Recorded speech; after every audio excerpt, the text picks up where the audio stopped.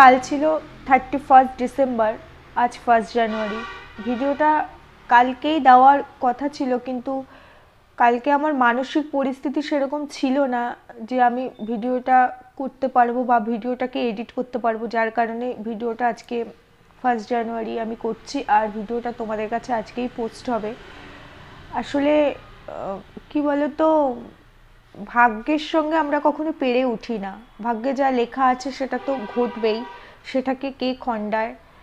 আমি জানতাম এরকম কিছু হবে, জানতাম 2022-এর শেষ থেকেই জানতাম এরকম কিছু ঘটবে, কিন্তু এটা যে এভাবে ঘটে যাবে বুঝতে পারিনি। মানে হট করে হয়ে যাবে, জানতাম এটা ঘটবেই, এটাকে হয়তো আটকে রাখতে পারবো না, তবুও কোথাও যেন মনের কোণে গিয়ে একটা জায়গা ছিল, ভেবেছিলাম হয়তো ঘটবে না, হয়তো আটকাতে পারবো, কিন্তু ফাইনালি পারিনি। তোমরা বলতে পারো যে চোখের জল ফেলে কান্না করে ভিডিও করলেই বোধহয় ইমোশন থাকে, ভালোবাসা থাকে। হয়তো আমি চোখের জল ফেলছি না, কাঁদছি না, তাই আমার কোনো ইমোশন নেই, আমার ভেতরে কোনো ভালোবাসা নেই।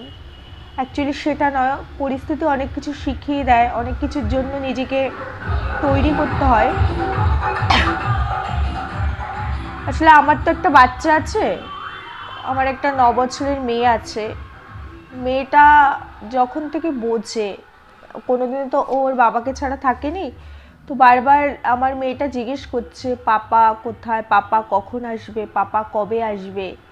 এবার ওর সামনে আমি যদি দুর্বল হয়ে পড়ি, তারপরে ওর এখন আবার উইন্টার ভ্যাকেশনে চলছে, ও বাড়িতেই আছে, এবার আমি যদি কান্না করি ও তাহলে কান্নাটা আরও অনেক বেশি করবে। এমনিতেই ও খুব কাঁদছে ওর বাবা চলে যাওয়ার পর থেকে।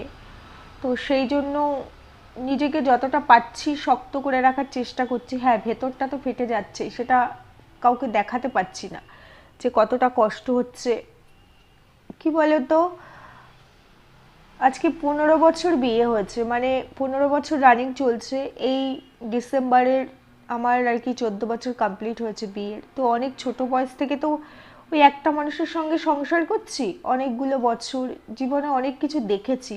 মানে অনেক ছোট বয়সে বিয়ে হলেও লাইফে এত স্ট্রাগল করেছি, এত কিছু দেখেছি, অনেক স্বপ্ন ছিল, স্বপ্নগুলো জানো তো কখনো গিয়ে সেটা সেইভাবে সফল হতে পারিনি, মানে বাস্তবে পরিণত করতে পারিনি। অনেক ছোট বয়সে বিয়ে হয়েছে, অনেক স্বপ্ন নিয়ে শ্বশুরবাড়িতে গিয়েছি, কিন্তু সেখানেও সংসার করতে পারিনি। সেটা যে কারণেই হোক, আমার চ্যানেলে ভিডিও আছেও, বারবার একই কথা বলতে ভালো লাগে না। তো সেখান থেকে আমাদের বের করে দেওয়ার পরে, মানে 4 বছর পরে, তখন আমার মেয়ে হয়ওনি। সেই থেকে আমি আর আমার হাজবেন্ড দুজনে মিলে একসঙ্গে সংসারটাকে সাজিয়েছি, গুছিয়েছি যতটা পেরেছি আমাদের ক্যাপাসিটিতে। তারপরে মেয়ে আসে, তাকে মানুষ করা। কখনো ওই লোকটার থেকে আমি আলাদা থাকিনি, কোনো দিনও থাকিনি। আজকে এই 15 বছর চলছে, কখনো থাকিনি কোনো দিনও। মানে মানুষটা যে এত দূরে আমার থেকে চলে যাবে সেটা ভাবতেই পারিনি, কখনোই ভাবতে পারিনি। এগুলো ভাবা যায় না, কি বলবো। সেখানে এই নতুন বছরটা দেখো কেমন, আজকে 1 জানুয়ারি, অথচ আমার জীবনে 1 জানুয়ারির কোনো আনন্দ নেই, আমার মেয়ের জীবনে কোনো আনন্দ নেই। ঘরের মধ্যে বন্দি আমরা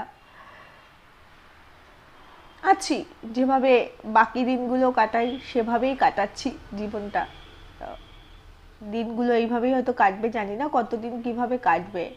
তবে 15 বছর পর ফাইনালি আমার স্বামী আমার থেকে অনেক দূরে চলে গেছে। তোমরা বলতে পারো যে যেখানে আমি নিজে অন্যের সংসার ভাঙা নিয়ে এত কথা বলি, সংসারটা যাতে জোড়া লাগে, কেউ তো চায় না কোনো সংসার ভেঙে যাক। বিশেষ করে সেই সব সংসারে যদি বাচ্চা থাকে, বাচ্চাগুলোর খুব কষ্ট হয়।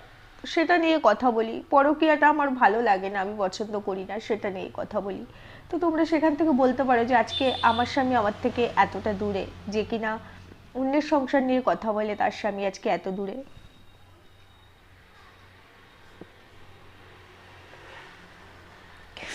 কাল থেকে নিজেকে খুব শক্ত করে রাখার চেষ্টা করছি, শুধু কাল থেকে না, ব্যাপারটা জানতে পারি ফ্রাইডেতে। ফ্রাইডেতে একদম লাস্ট মোমেন্টে জানতে পারি যে কিছু করার নেই, হাতের বাইরে বেরিয়ে গেছে। তো তখন থেকে নিজেকে শক্ত রাখার চেষ্টা করছি, শুধু আমার নিজের কারণে তাই নয়, নিজে তো ভেঙে গেছি ভেতর থেকে, কাঁদতে পারলে মনে হয় বুকটা হালকা হতো, কিন্তু সে স্পেস পাচ্ছি না। আমার মা আছে আমার সাথে, বাবা আছে, মা আমাকে ছাড়ছে না, মা কালকে থেকেই আছে। মা বাবা দুজনেই গিয়েছিলেন আমার সঙ্গে, আমার মেয়েও ছিল, তোমরা ভিডিওতে তো দেখতেই পাবে। তো কি বলবো আর, আজকে 15 বছরে এই প্রথমবার মানে আমরা দুজন আলাদা হয়ে গেলাম। তবুও বলবো যেখানে থেকো ভালো থেকো। কি বলবো বলো, কিছু বলার নেই। মেয়েটার জন্য নিজেকে শক্ত রাখতে হবে, কারণ আমি ভেঙে পড়লে মেয়েটাও ভেঙে পড়বে, বুঝতেই পারছো। চোখের জল বের করলেই যদি ভালোবাসাটা প্রমাণ করা যেত, তাহলে তো সবাই কান্না করেই ভালোবাসা দেখিয়ে সবকিছু জয় করতে পারতো, তাই না? চোখের জল সবসময় বের করা যায় না, তাহলে মাও বুঝতে পারবে, মেয়ে বুঝতে পারবে। তাই জন্য নিজেকে কন্ট্রোল করে রাখতে হয়। হয়ে যাবে হয়তো সময়ের সাথে সাথে, আমিও শক্ত হয়ে যাবো, আরও অনেক বেশি মেন্টালি স্ট্রং হয়ে যাব। যাই হোক, ওই লোকটার কথা যতবার মনে পড়ে ততবার সত্যি বুকটা ফেটে যায়। ওই মানুষটার কথা যতবার মনে পড়ে, মানে পরশুদিন এরকম সময়ও ওই মানুষটার সঙ্গে আমরা একসঙ্গে একই ছাদের নিচে ছিলাম। পরশুদিন এরকম সময়ও ছিলাম। পরশুদিন লোকটা বাড়িতেই ছিল, মানে আমার হাজবেন্ড, তার ছুটি ছিল। তো আমরা একসাথে ছিলাম, রান্না বান্না করি, খাওয়া দাওয়া করি সারাদিন একসাথেই। কালকে এরকম সময় ছিলাম, আমি জানি সে চলে যাচ্ছে, তবুও তার সঙ্গ সেই পর্যন্ত আমি দিয়েছি, শেষ সময় পর্যন্ত আমি তার সঙ্গ দিয়েছি। আমি, আমার মেয়ে, আমার বাড়ির লোকজন ছিল। এখনো 2টো বাজেনি, তারপর চলে আসি। তো বাড়ি আস্তে আস্তে 5:30 বাজে। তারপরে আর ইচ্ছে করছিল না যে ভিডিও করব, ভালো লাগছিল না। কিছুটা, আমি সেইভাবে কোনো ভিডিও করিও নি, কিছুটা ক্লিপ করেছি, একদম সামান্য, খুবই সামান্য, সেটুকুই তোমাদের সঙ্গে শেয়ার করব। তোমরা দেখো, তাহলে পুরোটাই বুঝতে পারবে। আর প্রে করো যেন সবটা ঠিক হয়ে যায়, আবার যেন আমরা 3জন একসঙ্গে থাকতে পারি খুব তাড়াতাড়ি, খুব তাড়াতাড়ি যেন আমরা 3জন একসঙ্গে থাকতে পারি। কারণ একটা সন্তান তার বাবা মা দুজনকেই পাবে, এটা আমি সবসময় বলে এসেছি, আমি যতই কন্ট্রোভার্সি করি না কেন, যে একটা সন্তান তার বাবা মা দুজনকেই পাবে। তারপর ছোটবেলা থেকে যে দুজনের ভালোবাসা পেয়ে মানুষ হয়েছে, সে হঠাৎ করে একজনের সঙ্গে আছে আর একজন নেই, এটা তার জন্য খুব কষ্টের। আমি নয় আমার কথা ছেড়েই দিলাম, কারণ আমি তো অনেকটা বুঝতে শিখে গেছি, মানে অনেকটাই বুঝি, অনেক কিছু দেখে ফেলেছি। কিন্তু আমার মেয়েটার জন্য তোমরা প্রে করো, আমরা যেন খুব শিগগিরই 3জন আবার এক হয়ে যেতে পারি। আর বাকিটা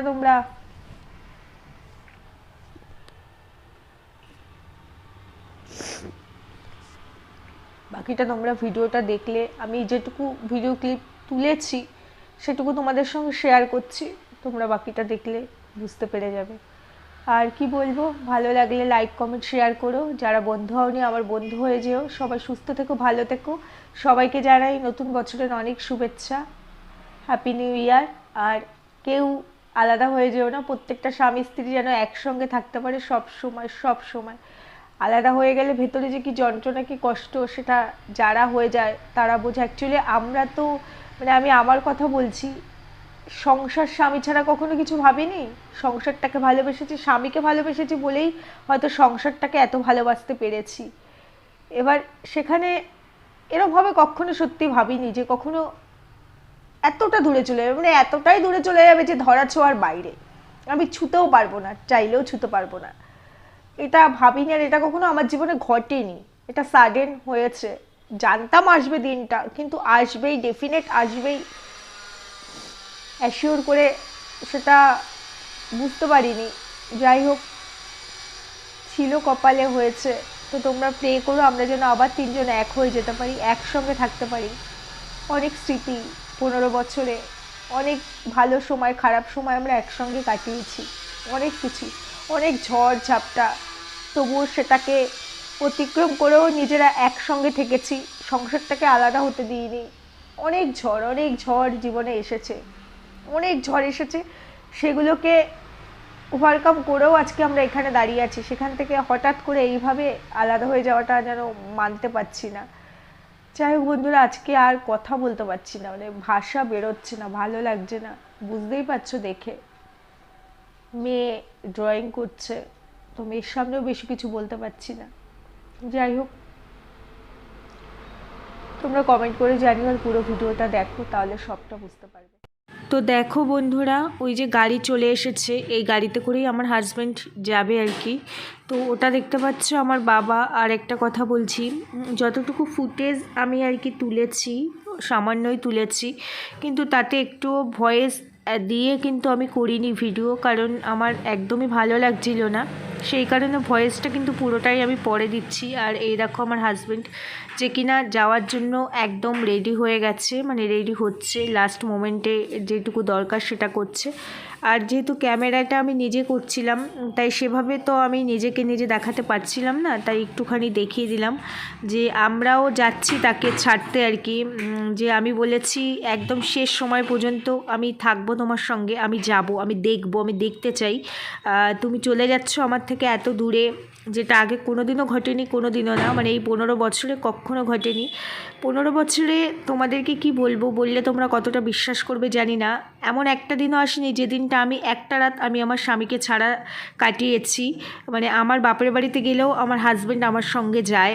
বিশেষ করে যে 11 বছর ধরে আমরা রেন্টে আছি, মানে শ্বশুরবাড়িতে থাকি না, সেই 11 বছর তো প্রশ্নই আসে না। যখন শ্বশুরবাড়িতে ছিলাম তখনও আমার হাজব্যান্ড আমাকে একা কোথাও যেতে দিতেন না, বাপের বাড়ি গেলেও ও সাথে নিয়ে যেত, নিয়ে আসতো। তখনও আমি আর কি ওকে ছেড়ে কখনো একা থাকিনি, বা ও আমাকে ছেড়ে থাকেনি। তো সেখানে আজকে 15 বছর পরে আমরা অনেকটা দূর হয়ে যাচ্ছি, মানে আমার হাজব্যান্ড আমার থেকে অনেকটা দূরে চলে যাচ্ছে। আর এই দেখতেই পাচ্ছ যে আমরা চলে এসেছি হাওড়া স্টেশনে। আর ওই দেখো আমার বাবা ট্রলিটা নিয়েছে, আর আমার মেয়ে আমার মায়ের হাত ধরে আছে, আর আমার হাজব্যান্ড আগে আগে যাচ্ছে। আমি পেছনে একটু ক্যামেরা করছিলাম, তো সেই জন্য আমি একটু পেছনে। তো চলো ভেতরে ঢোকা যাক, ভেতরে আর অনেকে ওয়েট করছে আর কি। অ্যাকচুয়ালি তোমাদেরকে তাহলে একটু খুলেই বলি যে আমার হাজব্যান্ড কোথায় যাচ্ছে, এত দূরে কেন চলে যাচ্ছে। বছরের শেষ দিন 2023-এর আজকে 31 ডিসেম্বর, যেদিন আর কি আমার হাজব্যান্ড চলে গেল, অনেকটা দূরে চলে গেল। জানি না কবে আবার আমরা এক হতে পারবো। সত্যি সেই দিনটা যদি জানতে পারতাম তাহলে এতটা কষ্ট হতো না। আসলে আমার হাজব্যান্ড অফিসের কাজে দিল্লি চলে যাচ্ছে। আর এই দেখো সমস্ত স্টাফরা চলে এসেছে তাদের লাগেজ নিয়ে, কারণ ওরা এখান থেকে টোটাল 13 জন যাচ্ছে। আসলে কি বলে তো, আগে কখনো যায়নি, তো এই জন্য কষ্টটা অনেকটা বেশি। কারণ আমার হাজব্যান্ড যেখানে সার্ভিস করে, ও যেহেতু হেডকোয়ার্টারে আছে, আর তোমরা তো জানো যে হেডকোয়ার্টার থেকে কখনো কারো পোস্টিং হয় না, তো সেজন্য আমরাও জানতাম কোনোদিনও ওর পোস্টিং হবেও না। কিন্তু আনফর্চুনেটলি এখন ওদের ডিপার্টমেন্টটাই টোটালটাই তুলে দিয়েছে কেন্দ্রীয় সরকার, তো সেই জন্য ওদেরকে রিপোর্ট করতে দিল্লি যেতেই হচ্ছে। তারপর সেখান থেকে ওদেরকে জয়েনিং লেটার দেবে কি না, বা ওখানেই ওদেরকে থাকতে হবে কিনা, কিংবা কলকাতায় অন্য কোথাও ওদের কোনো অপশান দেবে কিনা, যেহেতু এখনও আমরা কিচ্ছু জানি না, কিচ্ছু না, তো সেই জন্য খুব খারাপ লাগছে। অ্যাকচুয়ালি যারা ওদের অফিসে ল্যাবে ছিল টেকনিশিয়াল, তো তাদেরকে এফসিআইতে দেওয়া হয়েছে, তারাও 1 জানুয়ারি জয়েন করবে এফসিআইতে, পার্ক স্ট্রিটে যে হেড অফিসটা আছে সেখানে। আর যারা ওরা হেডকোয়ার্টারে ছিল আন্ডার টেকনিশিয়ান আর কি, তো তাদেরকে দিল্লি যেতে হচ্ছে, তারা মিনিস্ট্রির আন্ডারেই আর কি থাকবে। এখন গিয়ে আপাতত ওরা শাস্ত্রীয় ভবনে বসবে, তো তারপরে জানি না ওখান থেকে কি হবে কি না হবে। সত্যি খুব খারাপ লাগে, মেয়েদের জীবনটাই জানি কেমন, মানে সব দিকে মেয়েদের এত কষ্ট কেন বুঝতে পারি না। আসলে আমরা মেয়েরা মানে কেমন জানি একটার মধ্যে পড়ে যাই, তাই না বলে? স্বামী তাকে ছাড়া থাকতে পারবো না, বাবা মা তাকে ছাড়া থাকতে পারবো না। আমার হাজব্যান্ড চলে যাচ্ছে, যদি ও একদম পাকাপাকি ওখানেই সেটেল হয়ে যায়, তাহলে আমিও মার্চে চলে যাব মেয়েকে নিয়ে। মেয়ের সেশন শেষ না হতে তো যেতে পারবো না। তখন বাবা মাকে ছেড়ে যাওয়াটা খুব কষ্টের। আবার এদিকে স্বামীকে ছেড়ে বাবা মার সঙ্গে থাকবো, সেটাও সম্ভব নয়। তো দেখতেই পাচ্ছ যে আমার হাজব্যান্ড চলে যাচ্ছে, ওদের ট্রেনটা ছেড়ে দিয়েছে। আর আমি নিজেকে কিন্তু খুব কষ্ট করে শক্ত রেখেছি, কারণ আমি যদি কান্না করতাম তাহলে আমার হাজব্যান্ডও কাঁদতো, সেই কারণে খুব কষ্ট হচ্ছিল, কিন্তু আমি একটুও কান্না করিনি।